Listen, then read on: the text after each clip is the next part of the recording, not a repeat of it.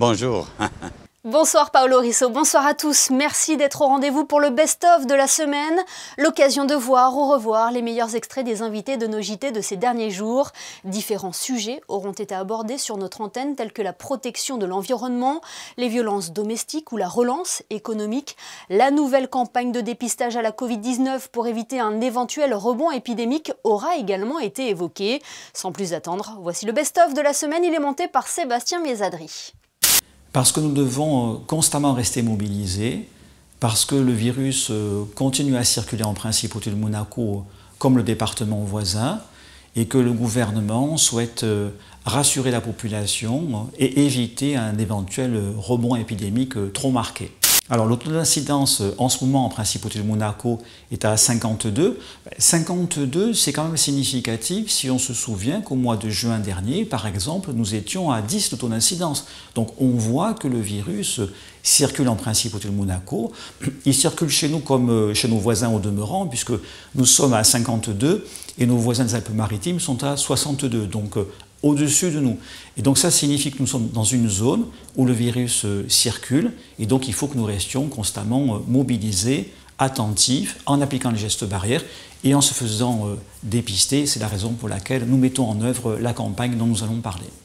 Alors pas de prescription médicale, tout simplement comme nous l'avions fait par le passé, un coup de fil à notre centre d'appel, on exprime le souhait d'être testé, on donne son nom et son prénom, son numéro de téléphone portable et on est rappelé dans la foulée pour fixation d'un rendez-vous. C'est extrêmement simple. Alors bien, le budget primitif 2022 est un budget à la fois optimiste, ambitieux, mais tout à fait aussi adapté à la situation économique. Il s'est passé que nous avons eu une amélioration très nette de la situation économique et nous souhaitons bien sûr, et nous en donnerons les moyens, qu'elle se poursuive.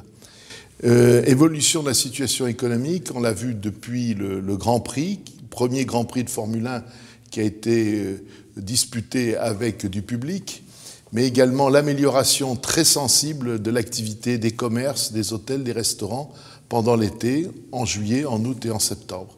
Si bien que, par exemple, nous avons une croissance très nette de la TVA et nous prenons ça en compte à nouveau pour 2022. Le plan national pour le logement, c'est un des postes les plus importants en termes de dépenses.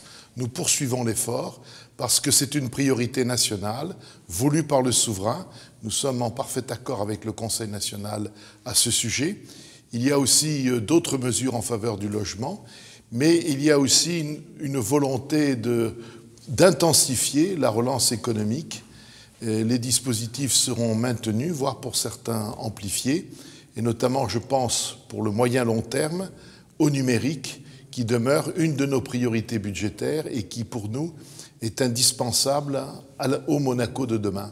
Et en fait, c'est dans un monde qui est devenu numérique, comment chaque problématique est abordée et comment Monaco, qui souhaite maintenir son attractivité hors norme, répond à chacun des sujets avec un contexte nouveau. C'est ça Excendi de Monaco. Monaco est aujourd'hui le premier pays au monde où la programmation est enseignée de 3 à 18 ans. Ce qui permet à nos élèves, non pas de devenir des informaticiens, mais de développer en amont les capacités logiques, je dirais les capacités de compréhension du monde qui nous entoure. 50% des métiers qu'on connaît aujourd'hui n'existeront plus dans 10 ans.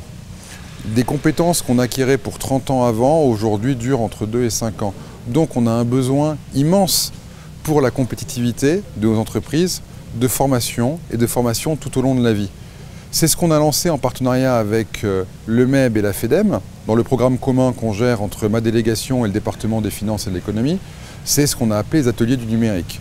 Et en même temps, on a un vrai besoin de transformer notre économie pour que nos secteurs de force le soient toujours dans le monde numérique. Et ça, c'est extrêmement important. Le bilan de la saison est extrêmement positif. Je pense que toute la population a pu apprécier cette rénovation assez grandiose de notre belle plage du Larvoto. En ce qui concerne les commerces, effectivement, ils ont tous emménagé dans des locaux qui sont bien plus grands en termes d'espace que ce qu'ils avaient précédemment. Donc c'est vrai que tout le monde est très satisfait de cette saison, positive pour tout le monde. Comme vous voyez, hein, qui se prolonge puisqu'il fait encore très très beau et très chaud, donc c'est très positif pour les commerçants. Le souhait du gouvernement princier, dès le départ, était que cette zone devienne une zone, on va dire, commerciale animée toute l'année. Il faut savoir que de nouveaux commerçants vont commencer leurs travaux d'ici la fin de l'année et en début d'année prochaine. Donc il y aura quand même quelques petites nuisances, mais ça reste des aménagements intérieurs. Donc nous, vraiment, le souhait, on espère que le temps restera clément, c'est que cette zone devienne vraiment un lieu d'animation et un lieu de vie pour l'ensemble de la population. Oui, l'État nous a soutenus, a mis en place des aides, comme bon nombre de commerces, de personnes. On a reçu des aides financières, des aides pour achat de véhicules, une aide substantielle aussi. Il y a des choses qui ont été faites, bien sûr. Bien sûr, l'État était là. Il faut savoir aussi tendre la main, il faut donner. Il faut savoir donner. C'est le principe de l'humain. Quand les choses sont compliquées, on essaye de faire ce qu'on peut pour aider son prochain. Ce qu'on a voulu faire. Quand il n'y a déjà pas pour l'intérieur, pour chez nous, je veux dire la priorité nationale aidant, on voulait garder le travail pour la principauté. On a déjà souffert sur la complexité du paradoxe de dire voilà, on a laissé les véhicules électriques qui sont des véhicules saisonniers qui étaient là en 2019, on les a laissés au garage encore cette saison. Parce qu'on imaginait bien que la saison ne serait pas ce qu'elle aurait dû être. Et on ne voulait pas qu'on se retrouve avec des véhicules étrangers qui viennent sur la principauté alors que nos propres véhicules plaqués en principauté se retrouvent encore au garage. Pour nous, c'était un paradoxe qui était difficilement acceptable. Donc c'est vrai que c'était le coup de semonce de trop. On va rester positif et on va espérer que la pandémie est en partie derrière nous et que j'espère que la saison prochaine soit encore meilleure que celle-ci. On ressortira nos véhicules électriques, on améliorera encore les choses parce qu'on est en cours avec application, système, tout est en cours d'évolution. On tend vers le meilleur et je pense qu'on va avoir une logistique meilleure, une approche du client meilleure et surtout le retour à la vie. C'est une immense satisfaction, effectivement. Ça a été compliqué, ça a été décevant l'année dernière avec ce Covid. Et là, c'est une immense joie pour nous de revenir en principauté pour pouvoir amener de la bonne humeur à tous ces monégasques, à tous les résidents et à tous les gens du coin comme d'habitude.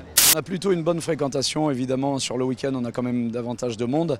Et puis là, à partir d'hier, c'est les vacances scolaires sur Monaco, donc on a évidemment un peu plus de public encore, hein, bien sûr. C'est une association qui regroupe 200 membres et qui couvre toutes les activités, que ce soit l'immobilier, les finances, la banque, les shipping, la restauration. Tous les Italiens qui sont établis professionnellement à Monaco sont représentés chez l'AIM. Ça fait quelques semaines que le MEB, le Monaco Economic Board, a signé un accord avec la Chambre de commerce de Nice. C'est vraiment, et nous quand même comme AIM, on a une très belle liaison, très forte liaison avec Monaco Economic Board. L'histoire de Monaco, c'est Génois, Italie, France, c'est vraiment 3 pays réunis ensemble. Besoin de donations, puisqu'on est 100% financé par des donations. Le fonctionnement de la maison d'amis, de la maison des copains est très important et effectivement, on a besoin de soutien, notamment pour faire des travaux supplémentaires, pour entretenir les bâtiments. Et puis, nous avons dans nos cartons le projet de construction d'une troisième maison d'accueil pour des séjours de longue durée, pour des personnes adultes avec autisme. Et ça consiste en la création de 2 logements inclusifs qui accueilleraient chacun d'entre eux 6 personnes. Et ça nous permettrait de faire un pas de plus et surtout d'aider des familles que nous connaissons et que nous suivons depuis des années qui pourraient mettre leurs adultes sans structure d'accueil, parce que je précise sans structure d'accueil, parce que passé un certain âge, il y a des grandes difficultés pour les jeunes adultes avec handicap, alors que ce soit handicap mental ou autisme tout simplement, de trouver une structure d'accueil. Donc ça permettrait de faire des passerelles et des relais pour leur avenir. La violence domestique ou intrafamiliale et la violence conjugale, donc au sein d'un couple, avec la violence qui s'exerce aussi entre les membres d'une même famille, donc un adolescent qui pourrait être violent par exemple sur ses parents. Ah bah alors c'était ma question suivante, ça concerne les femmes, les hommes, les enfants, tout le monde peut être concerné par une violence domestique? Alors c'est vrai que la violence domestique concerne tout le monde. En termes de statistiques, ce sont souvent les femmes qui sont le plus concernées par la violence conjugale. Alors la violence conjugale, effectivement, est assez large, mais ce qu'il faut savoir, c'est que la violence conjugale n'est pas juste un phénomène de crise entre un couple qui se déchire, c'est vraiment un phénomène particulier, parce qu'on va être sur une histoire d'amour déjà, et tout commence par là, donc c'est difficile pour la personne qui est victime de s'identifier comme une victime, de comprendre qu'elle est dans une relation nocive, et donc d'y mettre un terme. Donc pour ces personnes-là, c'est vrai que c'est compliqué de voir la situation telle qu'elle est, mais souvent on remarque un phénomène de conditionnement, d'emprise, une réelle volonté d'atteinte à l'intégrité de l'autre. Et c'est ça qui différencie la violence conjugale d'une situation de crise de couple. Oui, bien sûr. Non seulement les champs d'action historiques de la Fondation, donc que sont le changement climatique, la préservation de la biodiversité et l'accès à l'eau potable, mais c'était surtout dans le choix de cette année une vision très holistique, une approche très transversale de tous ces sujets, en mettant en avant à chaque fois la science, la sensibilisation et les solutions du secteur privé. Écoutez, en seulement 15 ans et avec une taille toujours très humble de la Fondation, les succès ont été grands, les succès ont été au rendez-vous, que ce soit au niveau régional, je pense à la Méditerranée où les succès, vous les connaissez bien, il y a eu le thon rouge tout d'abord, mais il y a aussi le gypaète sur Terre, il y a aujourd'hui un travail de fond mené pour préserver le phoque moine de Méditerranée, il y a eu aussi des succès beaucoup plus lointains, je pense au travail accompli pour préserver la mer de Ross en Antarctique, qui est aujourd'hui la mer, en tout cas l'aire marine protégée la plus large du continent antarctique. Il y a eu aussi des succès dans le mode d'opération, donc le soutien à des micro-projets, je pense à BIMED qui s'attache à la problématique des pollutions plastiques, mais aussi à des mécanismes financiers associant des États au secteur privé, je pense cette fois-ci au MedFund qui a vocation à développer et pérenniser les aires marines protégées en Méditerranée, avec un focus particulier, ce sera tout l'enjeu à partir de 2022, de renforcer l'implication des jeunes générations. Et avant de nous quitter, je vous propose un petit détour sur Internet pour le best-of des réseaux sociaux. Il est proposé par Alexandra Salustri.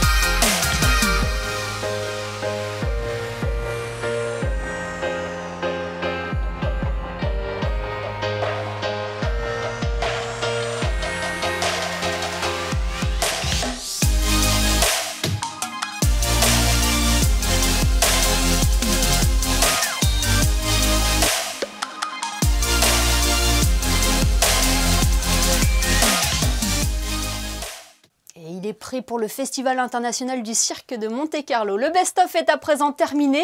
Merci de nous avoir suivis. Rendez-vous demain, 1er novembre, pour un nouveau JT, de nouveaux invités, pour que vous soyez les premiers informés. On vous réserve d'ailleurs une petite surprise. Je ne vous en dis pas plus. Soyez au rendez-vous. Très belle soirée à tous sur Monaco Info.